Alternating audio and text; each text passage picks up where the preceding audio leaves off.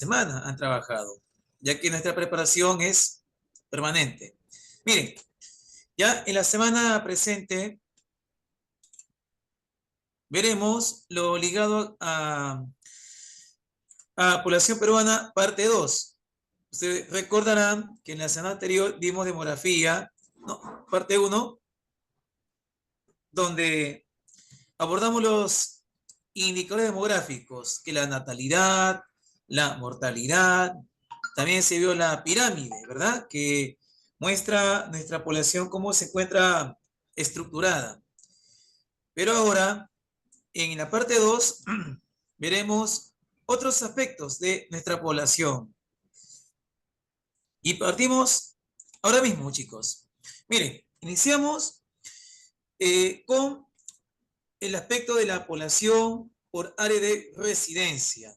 Es decir, veremos a la población cómo se distribuye en el campo y en la ciudad. Y entendemos que hay distintas características, ¿verdad? De repente, nosotros estamos en Lima, tal vez, formamos parte de un área urbana. Y si me encontrara en una zona, ¿no? Quizás donde encontramos agricultura, ¿no? De manera muy común, zonas agrícolas, bueno, nos encontramos en un área rural. Entonces, dependiendo donde la población viva o resida, veremos diferencias. Empezamos viendo esta imagen y que muestra una distribución de la población urbana y rural, y claramente las diferencias saltan a la vista, ¿verdad? Donde hay un predominio, sin duda, de la población urbana, la cual equivale, vamos a poner un 80%, fíjense ustedes, y cada vez más la población en las urbes viene aumentando. Y sin duda hay condiciones que permiten el incremento continuo de las ciudades. Y cuando hablamos de ciudades, no solamente imaginemos la costa, no hablemos de Lima, Callao, Ica, Trujillo, Chiclayo, Piura, Tumbes, no, muchachos. También hay ciudades en la zona andina y la Amazonía. Huancayo, Cusco, la ciudad de Cajamarca, la ciudad de Jauja, la ciudad de Ayacucho o la ciudad de Iquitos, la ciudad de Chanchamayo, de Pucallpa, etcétera. Entonces, en esa parte hay que también tener en cuenta que cuando hablamos de urbes, no solamente es costa. Ahora, ¿qué característica presenta el espacio urbano en conjunto con su población? Ya, primero, miren, un espacio urbano es aquel donde vamos a encontrar más de 2.000 habitantes y más de 100 viviendas contiguas. ¿Eso qué significa, chicos? Contiguo nos referimos cuando son viviendas, ¿no?, colindantes, adyacentes o pegadas unas a otras, ¿no?, de lado a lado. Encontramos viviendas. Y ese es común en las ciudades. Por ello, un centro poblado urbano tiene esa característica de tener más de 2.000 habitantes y más de 100 viviendas contiguas. ¿Ok? No solo ello, también vemos de que las viviendas están muy concentradas.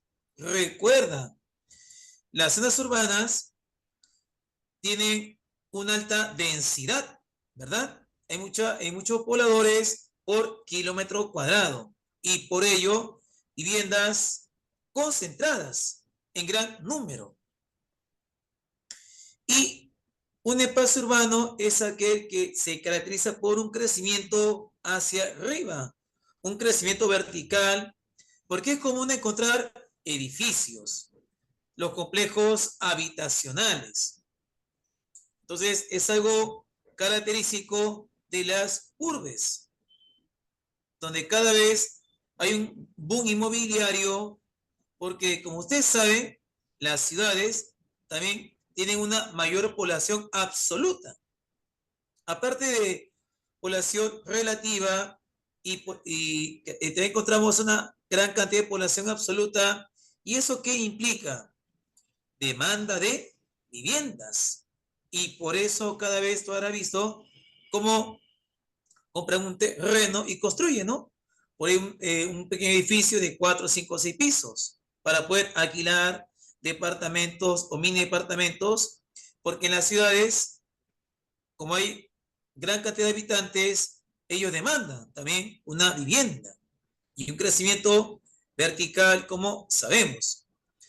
Asimismo, la población, ¿a qué se dedica? O sea, ¿en qué actividades económicas la población de las urbes encuentra un trabajo? En las terciarias principalmente. ¿Y a quién encontramos aquí? Comercio. También los servicios, que transporte, salud, educación, las finanzas, etcétera. Es donde ahí acá la población principalmente tiene una fuente de empleo. En menor medida son las actividades secundarias, como la industria.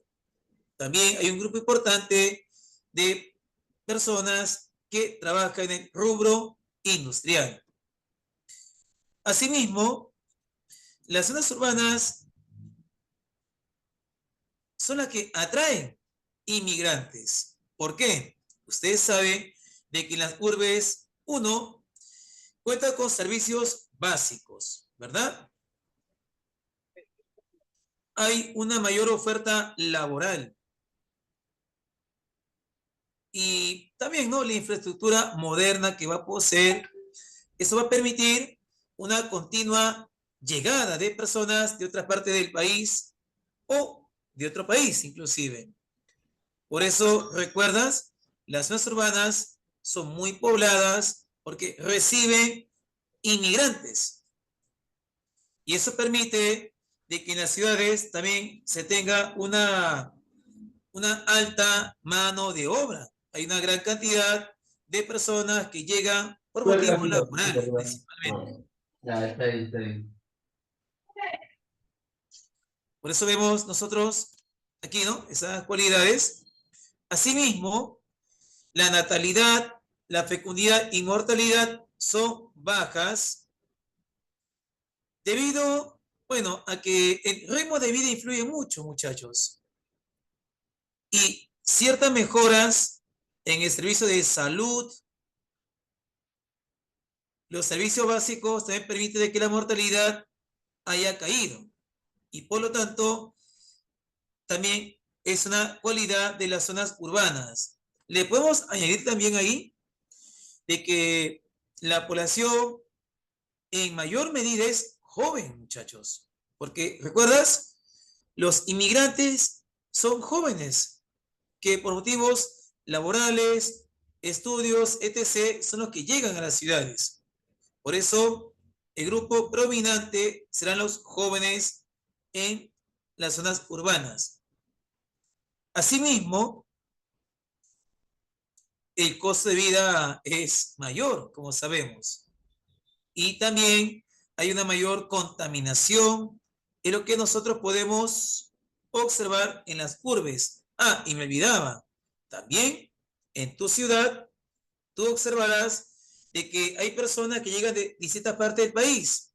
¿Y ello qué implica? Diversidad cultural.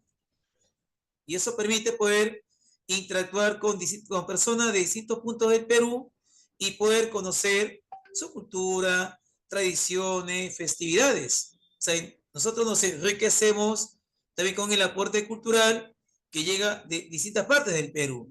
De repente, tu vecino es ayacuchano y el otro vecino de costado es piurano.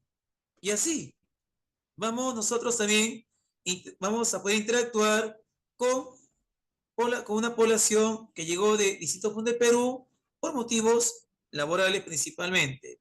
¿Ok? Ahora, el espacio rural, muchachos. Bueno, tiene estas otras características. Primero, aquí la cantidad de habitantes ya va a ser menor, donde habrá menos de 2.000 habitantes, vamos a encontrar en las zonas rurales y menos de 100 viviendas contiguas. Entonces, de cumplirse aquello, si estamos en un lugar con menos de 2.000 habitantes y menos de 100 viviendas contiguas, se le denominará un centro poblado rural, muchachos. ¿Ok? Y además, las viviendas se encuentran dispersas, apartadas unas de otras.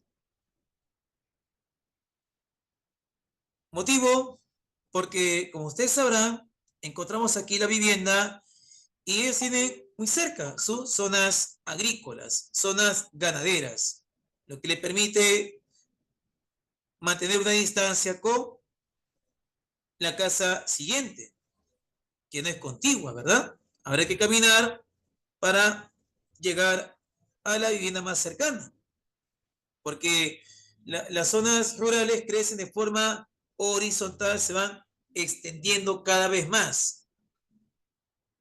Es una característica como comprendemos.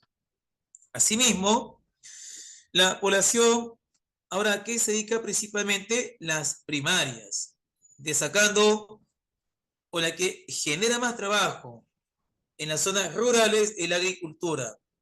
Segundo, la ganadería.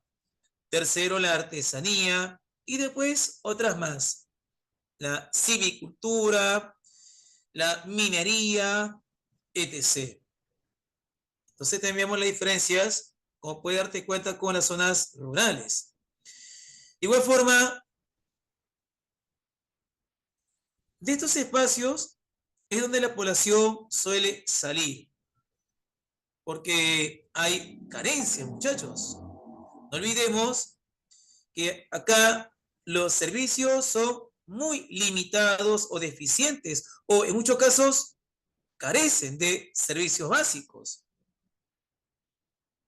Y esto es un problema porque afecta el desarrollo de la población y donde tienen que ellos salir hacia las ciudades donde sí van a encontrar esas condiciones. Por ello, los espacios rurales son aquellos que acá expulsan o donde se retiran habitantes debido a limitaciones de todo tipo, económicas, sociales, educativas, en salud, etc. Y eso implica que también la mano de obra disminuya. Recuerdas, en las zonas rurales se depende mucho de la agricultura y eso necesita muchos campesinos, mucha mano de obra. Pero ¿qué es lo que pasa? Cuando sale, esta disminuye y también va a afectar la producción agrícola. Y eso no es bueno para la economía de los pobladores. Y se van los jóvenes, quedándose la población adulta senil. Mientras que en las urbes, los que predominan son los jóvenes, ¿verdad? En cambio, las zonas rurales es donde hay una alta natalidad, alta fecundidad y alta mortalidad. Acá vemos esas características contrarias a las zonas urbanas. Y por supuesto, también menos, o sea, es menor el costo de vida, hay una menor contaminación, la infraestructura que se tiene no es tal vez la que sería fundamental para los pobladores. Las viviendas también son muy vulnerables, porque la construcción también muchas veces no brinda seguridad a los pobladores. Y acá vemos, miren cómo esto ha ido cambiando, porque uno puede pensar de que las ciudades siempre era la más habitada, pero no es así.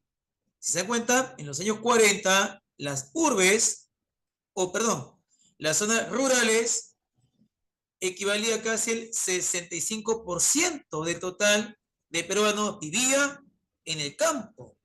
35% de las ciudades en los años ya 60 más. Miren cómo esto va modificándose y claramente se ha dado un proceso de urbanización en nuestro país. Y esto va a continuar, porque la tendencia es a que las zonas urbanas sigan en un crecimiento y las zonas rurales cada vez estas estén en una disminución. ¿De acuerdo, chicos? Ahora, y como datos, Callao, 100% urbana. Si tú vas a Callao, no vas a encontrar nada de zonas agrícolas, ganaderas, nada de eso. Lima y Tumbes también son urbanas en gran parte. Por el contrario, Huancavelica, el 70% de su población vive vive en el ámbito rural. Luego Cajamarca y Amazonas. Entonces vemos esos contrastes, como puedes darte cuenta en lo que hemos mencionado aquí. Chicos, vamos a continuar y esta vez veamos la migración, porque lo que vimos hace poco, esos cambios obedece a este fenómeno, donde migrar es desplazarnos, ya sea por un corto tiempo o de manera permanente, muchachos. Ese desplazamiento que hace la población de un lugar a otro. Pero un detalle importante, ¿cuál es? Cuando uno migra, claro, tú eliges el lugar al cual vas a llegar. Y también un propósito, ¿cuál es del migrante? Es que al llegar yo a ese nuevo lugar, buscaré la forma de cómo establecerme. Es decir, buscaré la manera de lograr mi residencia. Es decir, quedarme en ese lugar. Claro, si me va muy bien, si yo veo que encuentro un trabajo y sin duda esto para mí es muy favorable, entonces buscaré la forma de cómo quedarme en ese nuevo lugar, porque sin duda estoy alcanzando mis metas. Y por lo tanto, buscaré cómo quedarme en ese nuevo lugar para poder residir de forma estable, legal. Ya es un proceso. Inmigrante, entonces, por lo general, busca aquello. Si llego a un lugar, sé que en ese lugar puedo prosperar, entonces buscaré cómo establecerme. Me quedaré 5 o 6 años, tramitaré luego documentos y seré un residente en ese país. Y poco a poco tendré los documentos para la ciudadanía, quizás. Ahora, muchachos, en toda migración, recuerda, hay dos etapas. La emigración que se refiere a la salida.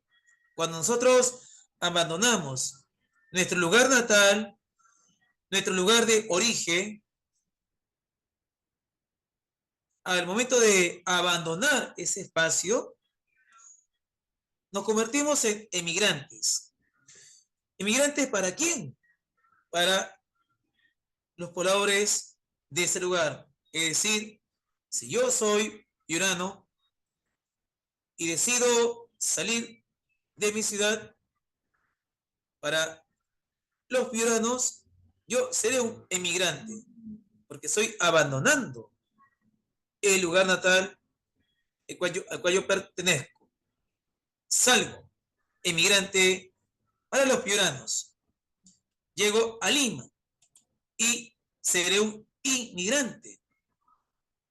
¿Para quién? Para los limeños, para los que habitan en esta ciudad. Yo seré un inmigrante porque soy un extraño. No soy de ese lugar, entonces tendré esa denominación. Al entrar al ingresar, a llegar a un lugar distinto, yo soy un inmigrante para esos pobladores.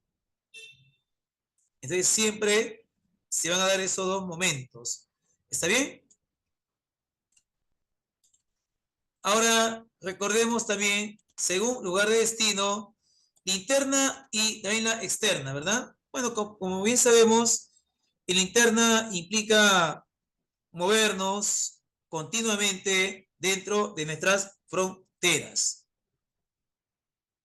¿verdad? Como el piurano que viaja a Lima, o el limeño que viaja a Iquitos, o el ayacuchano que viaja a Junín. Hay movimientos continuos, pero que se dan dentro del territorio, ¿verdad? Y en el caso de la externa, ya, esto es cuando cruzamos fronteras internacionales y decidimos, bueno, salir del país por motivos distintos que podamos haber elegido. Vemos acá peruanos que van a migrar a Estados Unidos o a España o viceversa. Colombianos que llegan al Perú, franceses que también llegan al Perú. Vemos esos movimientos que implicará, muchachos, salir de nuestras fronteras esta vez. ¿Ok? Ahora, en el caso peruano, recuerda algo importante, por favor. No olvides, en cuanto a la externa, hoy en día es la mayor cantidad de peruanos que salen de extranjeros que llegan. Uno puede pensar, pero solo en el Perú, ¿será mayor la inmigración o la inmigración a nivel internacional? Bueno, como te acabo de mencionar, en el Perú tenemos un saldo negativo, porque son más peruanos que se van del país que extranjeros que llegan al Perú. Tenemos ahí ¿no? En esa parte, ya, esas cifras, chicos. ¿Ok? Ahora, en la migración interna, nosotros sabemos de que la dirección, ¿cómo es? Del Ande a la costa, ¿no? Ese flujo común que nosotros comprendemos y que históricamente se ha dado. Seguimos. Causa de la migración interna, y acá, muchachos, veamos que en nuestro país se han dado dos grandes oleadas migratorias. En los años 40 empezó, ¿no? 40, 50, un importante movimiento se dio. ¿Por qué a los 40? Lo que pasa que, muchachos, en ese contexto, la costa la pasaba muy bien.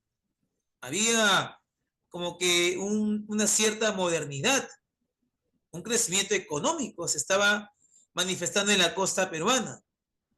Inclusive, le puedes añadir que estamos ante el boom pesquero, el primero que se dio. Y esto generó pues trabajo. Había, muchachos, la necesidad de tener trabajadores, por lo que la cosa estaba viviendo. Tanto Lima y otras ciudades necesitaba de mano de obra. Mira, profesor, ¿pero qué? ¿Acaso en la costa no había? ¿Recuerdas? En los años 40, la zona andina era la más poblada a nivel nacional. La costa estaba poco poblada, muchachos. Entonces, un importante grupo de, ¿no? Acá de población del Ande migra a la costa porque ve que hay oportunidades, hay prosperidad. Profesor, ¿y por qué migró el poblador andino? ¿Qué pasaba tal vez en su contexto? Bueno, comprendamos que en los 40 en la zona andina era muy difícil la situación, primero porque recordarás que en nuestro país, en pleno siglo XXI, aún teníamos una economía semifeudal. Habían latifundistas, gamonales en el campo, quienes tenían control de las tierras, tenían al campesino de sirviente, de un peón, el cual sufría de malos tratos, se le quitaba sus tierras, se le mantenía analfabeto, se le pagaba miserias. Pues en estas condiciones el campesino ve de que aquí no hay futuro y ellos no pueden soportar más esa situación que están soportando y por lo tanto encuentran como que una esperanza, la costa, donde van a migrar, dejando con tristeza su ambiente, su espacio, y apostarán por ir a la costa. Ahora tú dirás, profesor, ¿y por qué no miraron más antes? ¿Por qué los 40, sobre todo, se dio esa primera oleada migratoria? Ah, es que antes de los 40 no había una carretera que una a Lima con el centro del país. Leguía va a construir la carretera central, pero no lo hace con fines de que venga la población del Ande, ¿no? Eso no es la intención de integrar el Perú. No, muchachos. Lo que se buscaba con esa carretera y ese tren que va de Lima a La Oroya era traer materias primas de Cerro de Pasco, de La Oroya, de esas minas del centro. Se buscaba traer esos recursos naturales.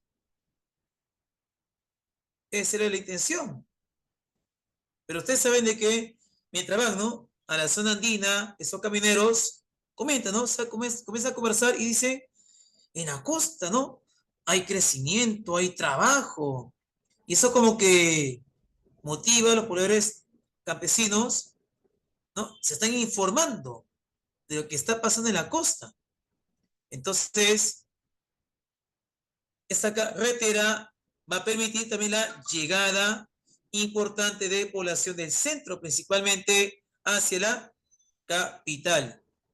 Y se inicia estas grandes migraciones. Hubieron dos momentos, la del 40, 50 y una muy intensa 70, 80, que fue la mayor. Ahora, como veremos, la costa sigue creciendo, pero en el Ande el problema continúa. Entonces, ante esta situación, los campesinos seguirán desplazándose. Igual, la costa es el destino principal, pero otro destino sería la selva alta.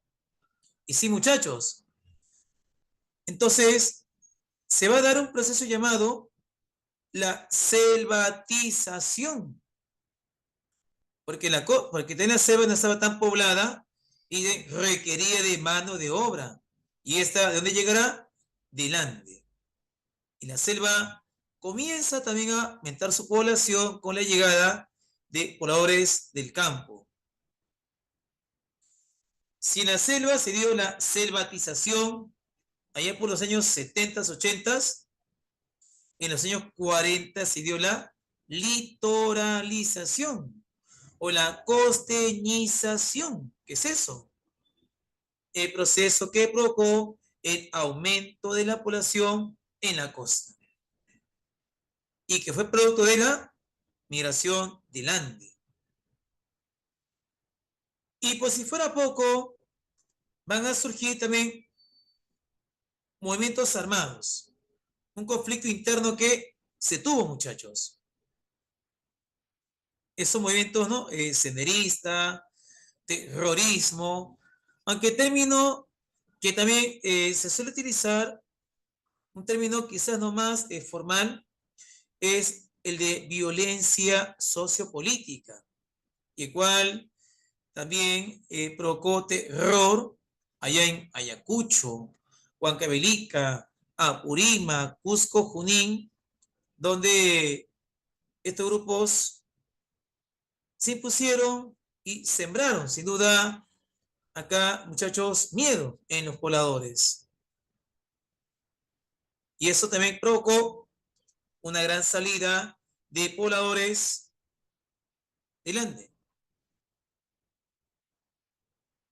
Y así, van a darse también en ese contexto, muchachos, grandes, o sea, esta gran migración en Lima en particular provocó también esas invasiones que fueron dándose y así fueron apareciendo esos pueblos jóvenes en la zona en la zona de los desiertos. Ahí vamos a tener la llegada importante de población del Ande. Van a poblarse acá, ¿no? Por ejemplo, en la zona sur va a surgir Villa El Salvador, Villa María, o en la zona este, hablamos de Huaycán, Ñaña, o sea, lugares que van apareciendo por una fuerte migración que fue dándose, muchachos. Allá por la zona norte, también, ¿no? Puente Piedra, Ancón, Caraballo, Comas, también va, o sea, Lima va expandiéndose más, la población va ocupando los desiertos, así como los cerros aledaños, ahí, como esta migración fue muy intensa, chicos. Motivos, acá, la costa que se moderniza, sin embargo, la zona del Ande y la selva tienen estos inconvenientes. Está con estas limitaciones y donde su población también no tiene pues las condiciones suficientes para poder también desarrollarse, porque el centralismo limeño ocasionó esta gran desigualdad.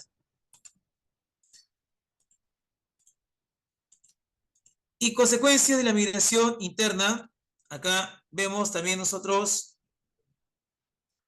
muchachos, los impactos. Por ejemplo, a ver, estas consecuencias es en las ciudades, porque recuerdas, las ciudades son las que atraen inmigrantes. Y eso va a traer también algunos efectos.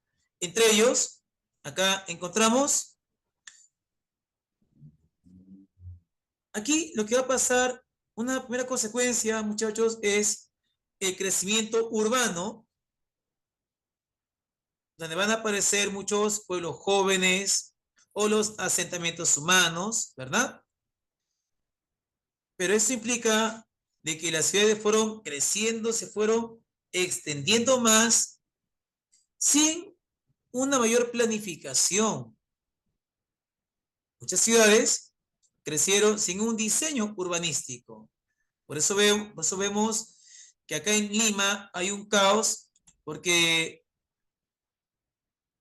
porque aquí las autoridades también no contribuyeron para poder ordenar a los migrantes ya. Ustedes acá pueden establecerse, ustedes por aquí, y de esa forma construir una ciudad, pues chicos, sin duda, bien estructurada. El ordenamiento que faltó aquí en Lima y en otras ciudades más.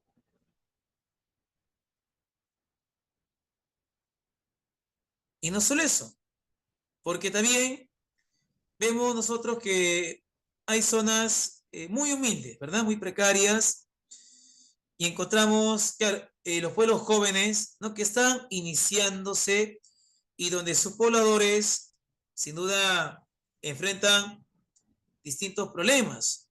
Miren, una consecuencia también de la migración interna en las ciudades es la aparición de hacinamientos y zonas turizadas. ¿Pero qué es eso? Miren, cuando decimos un hacinamiento, nos referimos a aquellos lugares donde hay una gran cantidad de personas en un espacio reducido. A ver, por ejemplo, ¿qué pasaría si nosotros, ya en nuestra casa, hay 4 personas? ¿Ya? Cada uno no vive en su habitación, espacios amplios.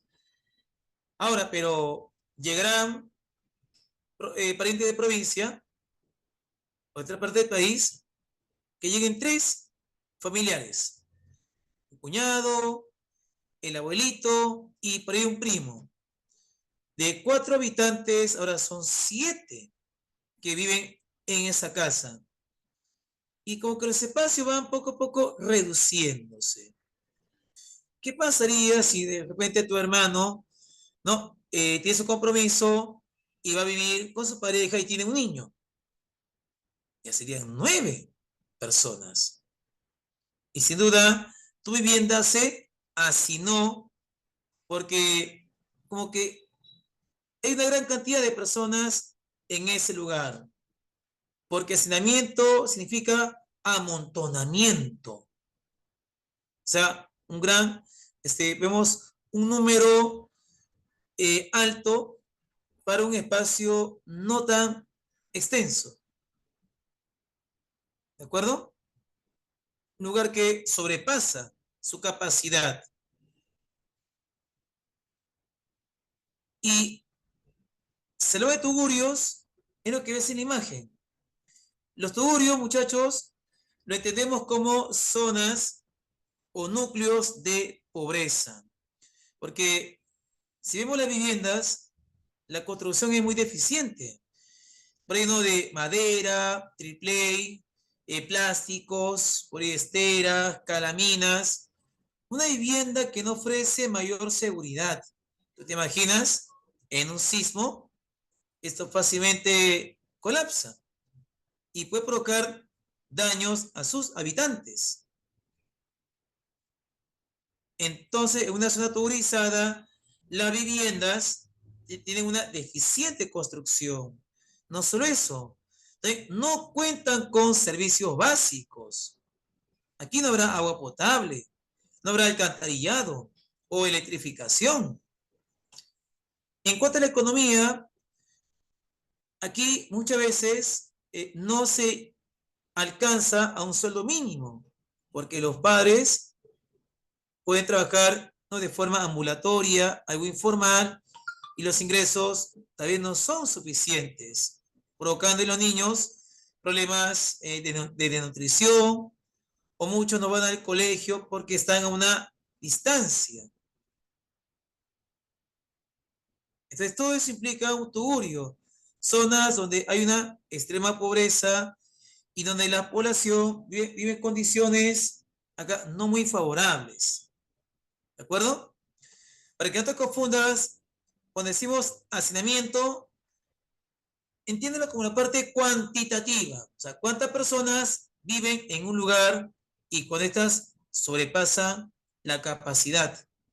Y tugurios, la parte cualitativa.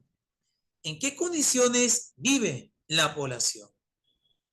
¿Está bien? De igual forma, con la migración llegarán también personas dispuestas a trabajar, en especial los jóvenes. Y eso puede provocar tal vez una saturación de la mano de obra, donde muchos tal vez no podrán acceder a un trabajo bien remunerado, buscando esa estabilidad,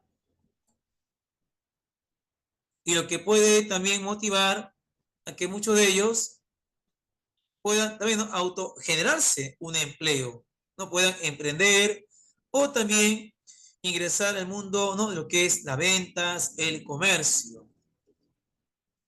Eso también va a ocasionar que pueda también aparecer, ¿no?, el comercio informal, que sería como un escape. No tengo un trabajo, pero también yo todos los días tengo que alimentarme. Tengo una familia y no puedo estar pues sentado en la casa. Tengo que buscar los recursos y muchas veces uno le encuentra, ¿no?, con trabajos eventuales o ofreciendo productos en las calles también.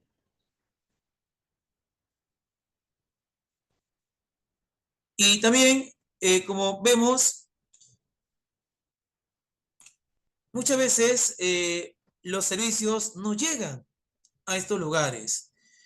Encontramos asentamientos humanos que ya están 5, 10, 15, 20 años y aún no tienen agua potable, no tienen alcantarillado, electricidad, menos que el internet.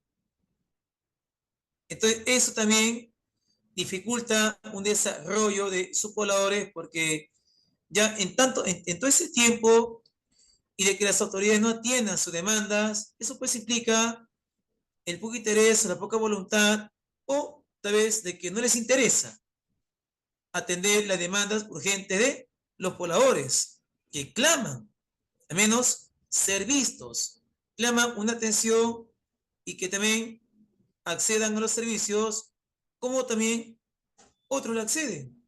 ¿Qué lo diferencia a ellos?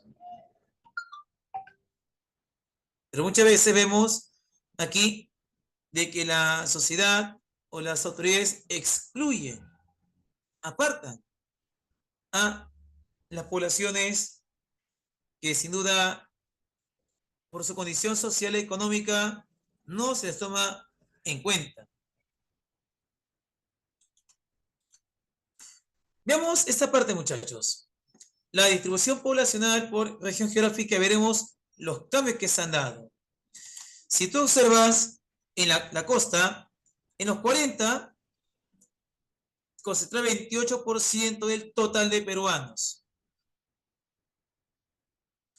La zona andina en los 40, 65%. Mira, hasta duplicaba a la población costera. ¿Te acuerdas? Poco poblada, la más poblada, por ello la población fue migrando y la costa que se fue poblando. Esa es la litoralización. La costa aumenta de población por la migración andina, donde fue cayendo 28% de total de peruanos viven en el Andén, mientras que un 58% es de la costa. Mira cómo se ha invertido esta vez. Y la Amazonía, como que se ha mantenido un crecimiento no tan quizás notorio, pero hace un crecimiento continuo que se ve en la zona amazónica. Y donde además, aquí, ¿no? La selvatización provocó que la selva también pueda crecer con el aporte de la población del Ande. Y actualmente representa acá muchachos, el 13 o 14% de peruanos selva. Así que con la migración, ¿cómo ha cambiado los números? ¿Verdad? Y tenemos una distribución totalmente desigual, una distribución heterogénea del país. Un lugar que ocupa casi más de la mitad de peruanos y acá una cantidad menor y acá que sigue disminuyendo. Hay un desbalance en la distribución de la población. Claro, como comprendemos, la zona andina con 28% y donde la población sigue saliendo. Se van los jóvenes y se quedan los adultos ancianos. La costa pone casi un 60% de peruanos y la cual sigue recibiendo inmigrantes, sobre todo jóvenes, ¿verdad? Y la Amazonía, ya nos vemos la migración, Andes, costa, Andes, selva, con cerca del 14%, llegan también por motivos laborales y también una población joven encontramos en las zonas de la Amazonía. Así que está en el país, notamos cómo ha ido disminuyendo y con ello los números que han ido cambiando, muchachos, en la distribución nacional. Ahora, sobre el IDH, muchachos, vemos esto de forma inmediata. Recuerdan ustedes que cuando hablamos del IDH, que nos referimos a un informe anual que se realiza de todos los países que forman parte de la ONU. No todos los países, solo los que integran la ONU, el PNUD se encarga de hacer, muchachos, acá no, una medición de cómo los países van superando problemas. ¿Qué tipo de problemas? La salud, educación y la parte económica. Porque sí, muchachos, acá se miden 3 parámetros para poder saber cómo un país viene combatiendo o cómo viene superando, claro, ciertas condiciones que influyen en su población.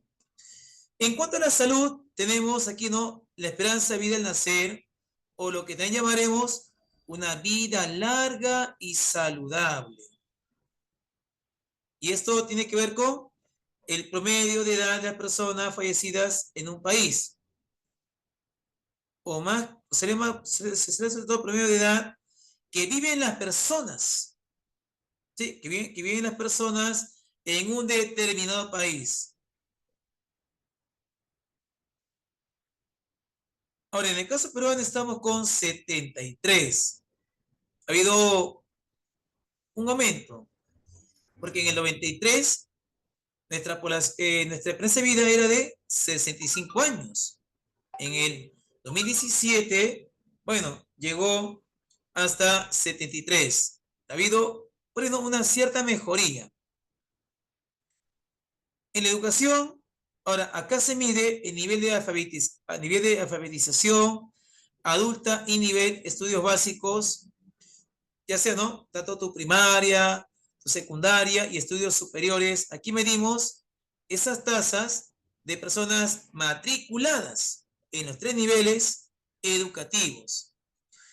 Bueno, en el Perú también ha habido logros porque vemos que el analfabetismo en nuestro país está reduciéndose, así como también más niños acceden a una educación, en especial los jóvenes en la parte superior, y esto sin duda es favorable. O en cuanto a la renta o PIB per cápita, es decir, el ingreso económico que debe recibir una persona durante el año. O sea, ¿cuánto nos corresponde por año de acuerdo a la producción o al Producto Bruto Interno de ese país? Te cuento que en el Perú el ingreso per cápita en promedio es de unos, vamos a poner unos, acá muchachos, unos $7,000. Ingreso per cápita del Perú en promedio, lo que equivaldrá más o menos a unos 28,000 soles. Es lo que le correspondería a cada peruano en promedio. Pero como sabemos, esto solamente es una referencia, porque uno puede estar por encima de los 28,000, otros muy por debajo de los 28,000. Pero ese es chicos, ese es un monto no tan alto. Porque mira, te cuento que el país con mayor ingreso per cápita es Luxemburgo. En ese país, un habitante en promedio percibe de ingresos $130,000. Eso recibirá un habitante en promedio en Luxemburgo, que es ingreso per cápita. Y unos van a percibir más, otros un poco menos, pero promedio 130,000. Nada mal, ¿verdad? Pues son países que sin duda tienen un desarrollo económico superior al de muchos países como el nuestro. Hay 4 niveles de IDH. Como pueden observar, ¿no?, el muy alto, bueno, empieza de 0 a 1 en la medición. Bajo, medio, alto, muy alto. Y acá vemos quien está en lo más arriba es Noruega. Y por el contrario, Níger es un país donde las condiciones son totalmente muy difíciles. Igual, ¿no? Suiza, Irlanda, Alemania, como los países que están en los primeros lugares. Y acá vemos la otra cara de la moneda. Perú, ¿dónde estaría? Tú te preguntarás. Bueno, en el caso de nuestro país, ha habido ciertos avances. Entre ellos, ocupamos el puesto 84. De acuerdo al último informe o informe 2021, se nos ubica en el puesto 84. Hemos ascendido. Y tenemos un IDH alto, muchachos. Vaya.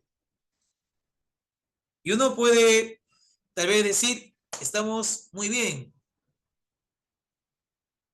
Ahora, pero ¿qué pasa en la realidad? Porque una cosa es que las cifras te digan esto, que Perú está en buen camino. Sin embargo, en salud no estamos muy bien. La atención en el servicio público no es tal vez el más adecuado para los asegurados. O también, en cuanto a la educación, vemos que aún falta más potenciar el sistema educativo, falta más inversión, equipamiento, lo que va a permitir también generar más capital humano, profesionales muy capacitados. De que nos falta, chicos, invertir pues en ciencia, tecnología, pero más el gobierno se dedica a otras actividades extractivas, pero no actividades con las cuales el peruano pueda producir máquinas. Tenemos lo suficiente, tenemos materias primas, tenemos energía, tenemos capital humano, pero no tenemos buenos dirigentes que digan educación, esto es lo que nos ayudará a poder levantarnos, muchachos. Otros países como Singapur, Finlandia, la educación, mira cómo han progresado. Pero acá vemos que no, o sea, no se tiene en cuenta. Y siempre ser un país que dependa, un país que exporte materias primas, ¿y por qué no apostar? Exportamos materias primas transformadas. Así vamos a tener mejoras en la economía, porque estamos con cerca de $7,000 por año, que no es suficiente. Y eso, que muchos están muy por debajo.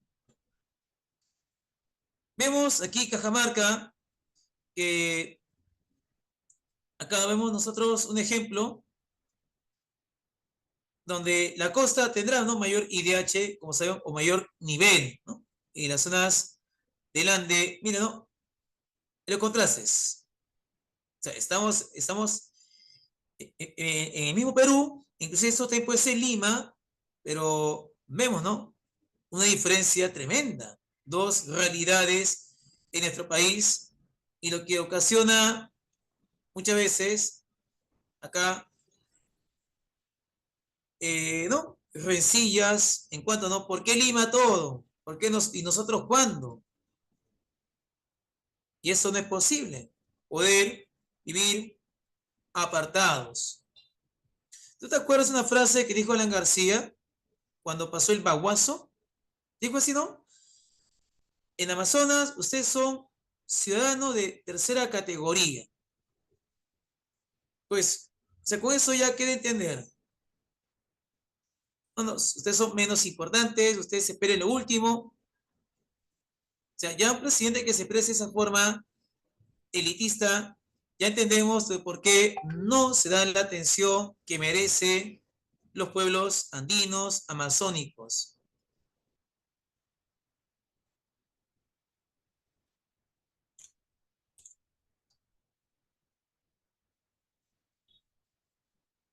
Claro, en la zona de la Amazonía también está despegándose, es verdad, pero aún está, ¿no? Muy lejos de lo que Lima significa. Y es porque el centralismo generó de que Lima tenga todo y el interior del país tuvo que vivir, ¿no? De esas migajas que aquí el poder limeño ejercía. Muchachos, vamos a poder continuar. Chile, IDH muy alto. Sí, ese país, el único de Sudamérica y de América Latina, tiene IDH muy alto. El vecino del sur. Bueno, acá ese datito, ¿no? Lima tiene los mayores niveles de bienestar del país, pero hay 11,6% de viviendas que carecen de agua y saneamiento según el PNUD. Claro, según el PNUD, porque ¿tú crees que el PNUD llegará a todos los rincones? Lo dudamos, porque a veces nos quiere maquillar, ¿no? Con cifras, pero en la cancha vemos que eso muchas veces podemos discrepar, ¿no? Con los informes que hacen estos organismos internacionales. Chicos, vamos a poder continuar y veamos la parte de la práctica, por favor, a continuación, si el tiempo ya nos ha ganado. Vamos a las preguntas, ¿de acuerdo?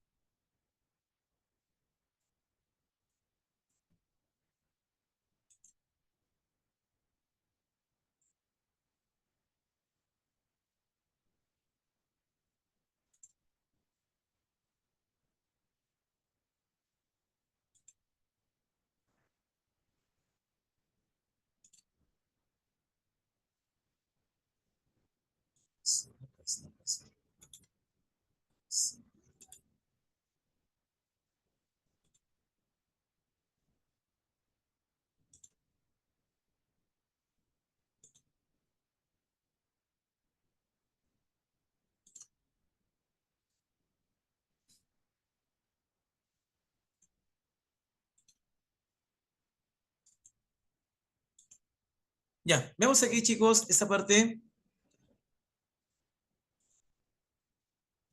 Claro, como se indica, ¿no? Las cifras muchas veces son alentadoras y nos da la idea, ¿no? Que estamos, sin duda, en una situación cada vez mejor. Sin embargo, eso no es del todo cierto. Hay ciertos avances. Y acá lo que se quiere es algo general, algo que realmente no diga carambas. Ahora sí, ese lugar, 10 años y tiene otra situación. Ahora vemos de que en las calles ya no hay tanta población que trabaja de ambulante y tienen un empleo más formal, más seguro. Ya, eso, cuando suceda, realmente entenderemos de que las cosas, al menos, se están haciendo bien. Vamos a la parte práctica. La pregunta 1. La población peruana se distribuye en dos tipos de residencia. Indique cuál de las siguientes proposiciones describe aquellas de las zonas rurales. El 1, claro, hay deficiencia. 2, también. 3, serían todas, ¿verdad? Sí, todas serían características que guarda las zonas rurales. Muy bien. La E. Perfecto, perfecto. 2. Ahí va. La migración interna también ha causado movilización de la población en dirección del campo a la ciudad. Indique qué características presenta estas zonas de recepción poblacional. Se nos pregunta qué consecuencias se han dado en las ciudades, las cuales han recepcionado a los inmigrantes que llegaron de otra parte del país. Uno, predominan actividades económicas. Claro, en las zonas urbanas la población no trabajará en estos sectores económicos Claro, lugar más denso, donde no hay más personas por kilómetro cuadrado. ¿Es verdad? Mayor saneamiento y salubridad, ¿sí? Cuatro, presentan un mayor avance económico y tecnológico, pues también. Las zonas urbanas cumplen con todas estas características. Tendríamos la letra E también aquí. Llegamos a la 3. En 1940, la población peruana era mayormente rural. Ya vimos en las estadísticas, así se comprobó. En la actualidad, 2017, casi el 80% es urbana. Esto genera diversos efectos en las ciudades, excepto, o sea, consecuencias en las ciudades. Pero te pide la que no será un efecto. A. El incremento del costo de vivienda y la reducción de las áreas agrícolas en las urbes. Sí, muchachos. Recuerda, antes la ciudad de Lima, o bueno, o con decirte, antes la zona de Ate Vitarte, por ejemplo, zonas como Lurín, Caraballo, eran zonas de haciendas, chacras extensas. Pero hoy, por el crecimiento urbano, las áreas agrícolas se han reducido o en gran parte han desaparecido porque ahí la población se estableció. También ocasionando perder zonas fértiles. Uno, sí es consecuencia. Dos, bueno, el caos de una ciudad no muy ordenada en la que tenemos, ¿sí? Tres, claro, la población, ¿te acuerdas? Ocupó zonas con zonas donde primero hay peligros y donde también las viviendas no son las que dan mayor seguridad. Hay alta vulnerabilidad y lo que puede provocar también tragedias en el futuro. La D, sí, también vemos acá la E, esto sería falso, porque las urbes en cierta medida tendrán, ¿no?, una cobertura de la salud. O sea, podemos acceder a un hospital de seguro, tenemos el SIS, que hospital de la solidaridad, hay postas con las cuales podemos buscar una atención médica. Pero aquí en las urbes hay baja mortalidad y acá dice alta. Eso es falso. Cuatro, según el censo 2017, evalúa el valor de verdad o falsedad de las siguientes proposiciones y marque la secuencia verdadera. Uno, la densidad poblacional en la zona andina es mayor que en la zona amazónica. Sí, muchachos. ¿De acuerdo? La selva poco poblada, menos densa, a diferencia de la zona andina. Dos, las regiones con saldo migratorio positivo son aquellos que reciben más emigrantes. No, migratorios es donde llegan más personas de las que salen. Es cuando hay más inmigrantes que emigrantes. Y acá dice lo contrario. Falso, ¿verdad? Tres, bueno, también cuatro, sin duda, eso también cumple con las proposiciones que nos piden falso o verdadero. Chicos, lo último, sí, el tiempo ya es demasiado, para que puedan almorzar, están agotados, me imagino. Cinco, con relación al siguiente cuadro, se muestra la evolución de la distribución de la población en las macroregiones entre 40 y 2017. A partir de su observación, indique las proposiciones que sean correctas. A ver, uno, la región andina y selva presentan reducción de su población debido a la alta emigración. Pues vemos que eso es falso. La zona andina es la que está perdiendo. La selva está creciendo. Dos, la selva presenta una participación porcentual baja en su estructura total de población. Claro, ¿no? Si comparas en porcentaje, la selva es la que tiene menos. Eso es verdad. 3. La reducción de la población de la zona andina se explica por la migración de la población hacia la costa y selva. Claro. 4. La zona andina ha registrado un decrecimiento del 4%, alcanzando valores similares al incremento porcentual de la población en la costa. Veamos aquí.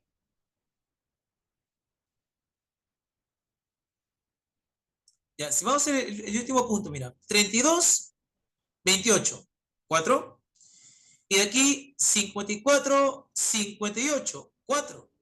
Entonces, si tomamos en cuenta el último periodo, esto sería válido, ¿verdad? La selva y la costa han presentado un incremento de la población en términos absolutos. Pues sí, vemos acá cómo, aquí nos vemos cómo se ha dado. ¿Qué pasó?